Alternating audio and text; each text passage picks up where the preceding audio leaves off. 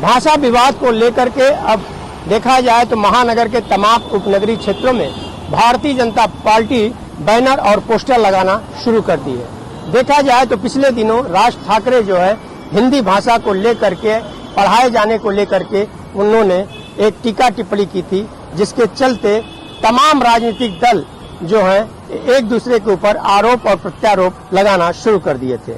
आप देख रहे होंगे कि यह जो बैनर लगा है इस पे लिखा है ही नव्हे भाषाची शक्ती ही तर महाराष्ट्रची भक्ति, तोड़त नाही भाषा जोड़त, यानी कि भाषा जो है तोड़ती नहीं है उसे जोड़ती है। इस तरह के बैनर लगाए गए हैं। भाषा विवाद को लेकर के चल रही बैनरबाजी में अब भाजपा इसी तरह से एंट्री लेकर के मुंबई भाजपा ने शहर में कई जगहों पर बैनर लगाया है।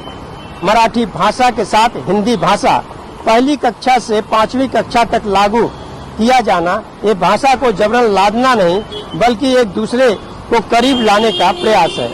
यह भाषा शक्ति नहीं है, महाराष्ट्र की भक्ति है। और वहीं दूसरी तरफ भाषा तोड़ती नहीं बल्कि जोड़ती है। दरअसल प्राथमिक कक्षा में सभी मराठी, अंग्रेजी, गुजराती, उर्दू माध्यम के विद्यालयों में हिंदी भाषा की कंपल्सरी करने के शिक्षा विभाग के आदेश को लेकर भाषा विवाद को लेकर के अब देखा जाए तो महानगर के तमाम उपनगरीय क्षेत्रों में भारतीय जनता पार्टी बैनर और पोस्टर लगाना शुरू कर दी है। देखा जाए तो पिछले दिनों राज ठाकरे जो है हिंदी भाषा को लेकर के पढ़ाए जाने को लेकर के उन्होंने एक टीका टिप्पणी की थी, जिसके चलते तमाम राजनीतिक दल जो है एक दूसरे के ऊपर आरोप और प्रत्यारोप लगाना शुरू कर दिए थे। आप देख रहे होंगे कि यह जो बैनर लगा है इस पे लिखा है ही नव्हे भाषाची शक्ती ही तर महाराष्ट्रची भक्ति, तोड़त नाही भाषा जोड़त, यानी कि भाषा जो है तोड़ती नहीं है उसे जोड़ती है।